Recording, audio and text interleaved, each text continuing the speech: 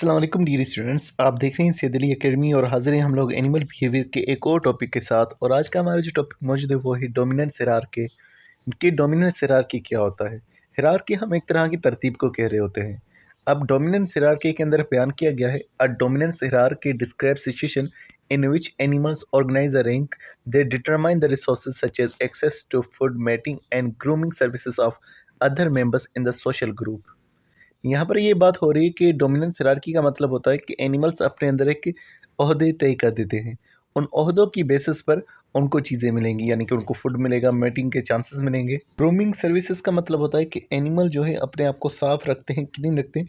तो ये तमाम चीज़ें जो हैं एक ओहदे के हिसाब से ऑर्गेनिजम्स को मिलेंगी और वो ऑर्गेनिजम्स यही तरीके करेंगी जिन रैंक में वो मौजूद हैं। यही बात लिखी हुई है, individuals at the top of hierarchies often have first access to more food, more mating opportunities and safe territories.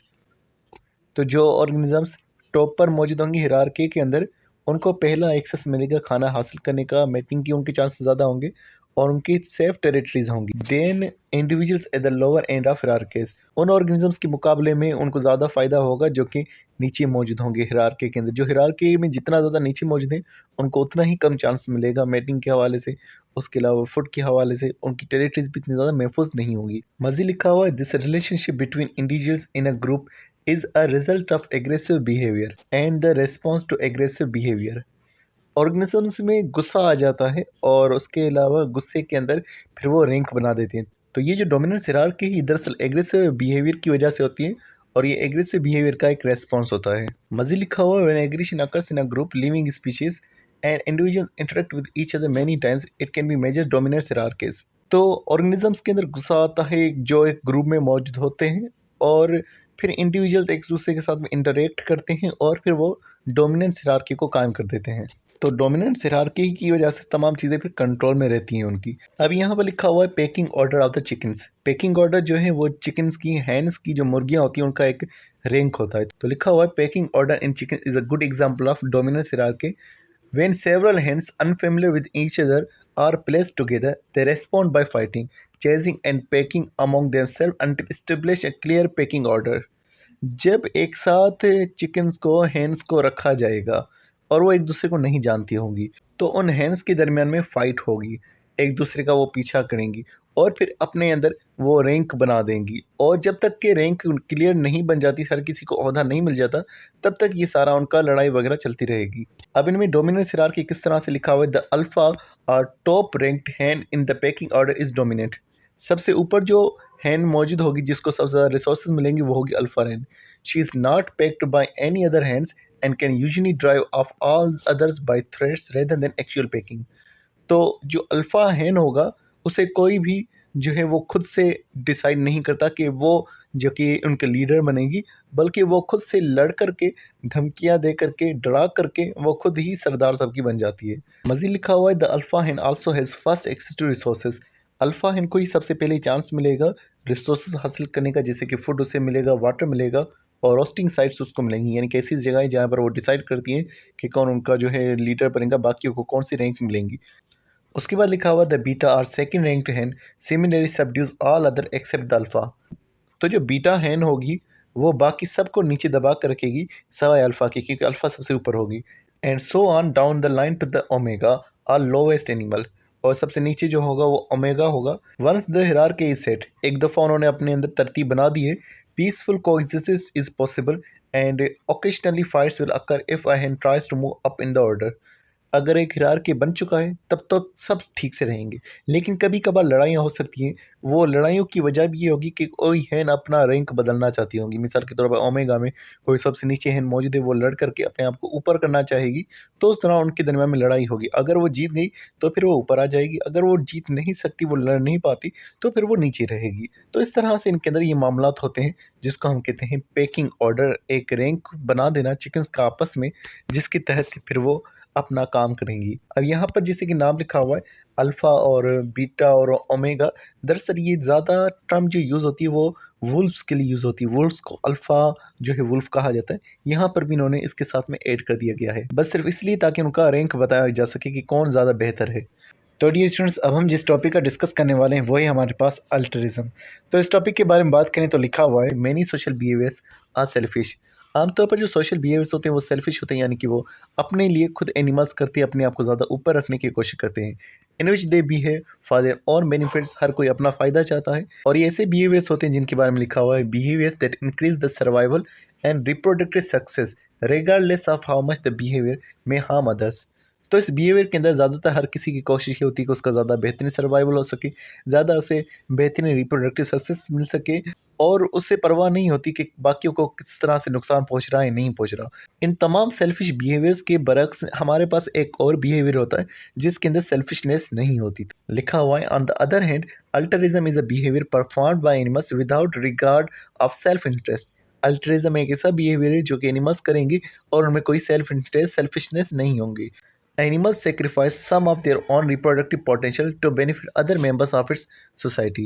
Animals अपनी रिप्रोडक्टिव कैपेबिलिटीज़ को भी सेक्रीफाइस कर देंगे ताकि बाकियों को, बाकी पूरी सोसाइटी को, मेंबर्स को फ़ायदा हासिल हो सके। Altruism behaviour is often found in social animals.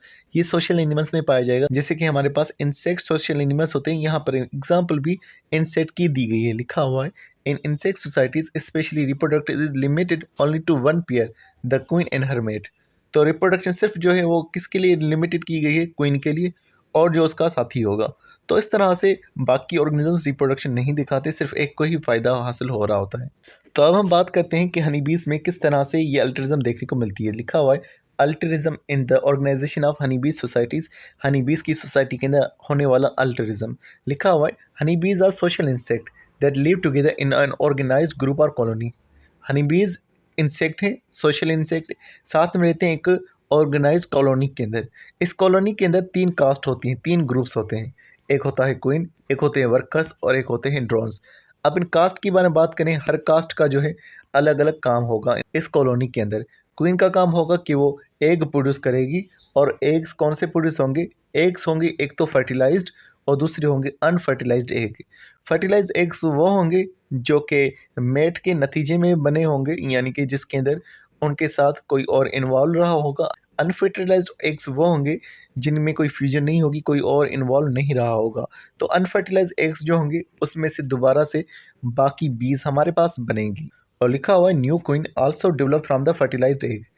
Egg जो फर्टिलाइज्ड होगा उसी में से न्यू क्वीन दोबारा से बनाई जा सकती है। The larva of the queen feed on the special food called royal jelly. अब यहाँ पर ये बात हो रही है कि जैसे ही अंडे में से जो एक क्वीन बनती है, उसका पहला जो स्ट्रक्चर होगा वो लार्वा कहलवाएगा, जिसके अंदर विंग्स वगैरह नहीं होते। उस लार्वे को स्पेशल ट्रीटमेंट मिलती है, उसका खास ख्याल रखा जाता है और उसको एक खास फूड दिया जाता है जिसे रॉयल जेली कह रहे हैं। ये बाकी सारे फूड के मुकाबले में बहुत ही बेहतरीन फूड होता है। ये जो रॉयल जेली होती है इसके अंदर जो है proteins, carbohydrates, amino acids, minerals ये बहुत ज़्यादा होते हैं। इसे नाम रॉयल जेली इसलिए दिया गया क्योंकि ये क्वीन के लिए बनाई जाती है। मज़ीद लिखा हुआ, the old queen and the new developed queen may be both present in the hive for some time. एक वक्त के लिए दोनों ही क्वीन साथ में मौजूद हो सकती है, यानी कि ओल्ड क्वीन जो कि पहले से हाकिम है वहाँ की, और जो न्यू डेवलप हो रही है क्वीन, वो दोनों साथ में हो सकते हैं। मज़ीद लिखा हुआ है, then the new queen to emerge may be killed by other members of the colony and assume the same rule may create a swarm and leave the colony to establish the new hive. यहाँ पर ये बात हो रही है कि जो new queen बनेगी उसको बाकी मेंबर्स जो हैं वो किल कर देते हैं और वो बाकी पुरानी क्वीन के रूल में रहना चाहते हैं। यहाँ पर ये हो सकता है कि वो न्यू क्वीन जो है नया अपना छता बना दे, और नया छता बनाने के लिए वो कॉलोनी को छोड़ जाएगी। उसके साथ में कुछ और मेंबर्स मौजूद होंगे तो वो अपना खुद का एक स्वार्म बनाएगी, अपना खुद का ग्रुप बनाएगी और वहाँ पर वो चली जाएगी। मज़ीद लिखा हुआ है, on the other hand the old queen and swarm of females and drones leave to establish a new hive are accidentally killed, lost or removed from the hive. जो पुरानी क्वीन होगी उसके साथ भी ये मामला हो सकता है कि वो भी छता छोड़ के चली जाए, या जो है वो भी मारे जा सकते हैं, या उसको हाइव से निकाला जा सकता है। तो ये हमने बात की क्वीन के बारे में। अगर हम बात करें दूसरा, तो लिखा हुआ है, the drones are the male bees. दूसरा जो ग्रुप था ड्रोन्स का वो मेल होते हैं and develops from unfertilised egg, और ये अनफर्टिलाइज्ड एग में से बनते हैं। और इनके बारे में मजीद बात करें तो लिखा हुआ है, the main function of the drones is to fertilise the queen during her mating flight. तो इनका बेसिकली काम ये होता है, ड्रोन्स का जो कि अनफर्टिलाइज एग में से बने हैं, इनका काम होता है क्वीन को वो फर्टिलाइज करें, but unfortunately they die after the mating. लेकिन जैसे ही वो उसे फर्टिलाइज करते हैं ड्रोन्स, वो खुद मर जाते हैं। दूसरी बात करें वर्कर्स की, वर्कर्स जो होते हैं ये भी फर्टिलाइज एग्स में से बनते हैं जिस तरह से क्वीन बनती है, लेकिन वर्कर्स जो हैं वो फीमेल्स होती हैं और स्टीराइल फीमेल्स हैं, यानी कि इनके अंदर रिप्रोडक्शन नहीं हो सकती। तो रिप्रोडक्शन सिर्फ और सिर्फ ड्रोन और उसके अलावा क्वीन में देखी जाएगी, और ड्रोन जैसे ही रिप्रोडक्शन करेंगे वो ख़त्म हो जाएंगे, मर जाएंगे। मज़ीद लिखा हुआ है the workers are relatively small in size but the great number in the colony. सबसे ज़्यादा कॉलोनी में हिस्सा इन्हीं वर्कर्स का होगा, लेकिन ये साइज़ में बाकियों से छोटे होते हैं। The workers perform all the labor of the hive, such as cleaning and polishing the hive, building beewax combs, forage for nectar, care for the queen, and guard the entrance.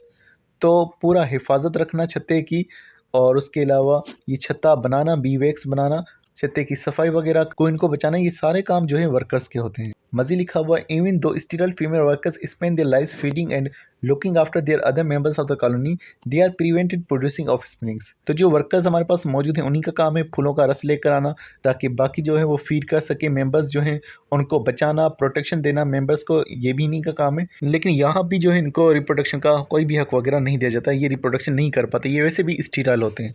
तो dear students, आज की video में बस इतना ही था, हमारा chapter हुआ complete. मिलते हैं इंशाल्लाह नेक्स्ट वीडियो में नए चैप्टर के साथ, तब तक अपना बहुत सारा ख्याल रखिएगा। अस्सलाम वालेकुम।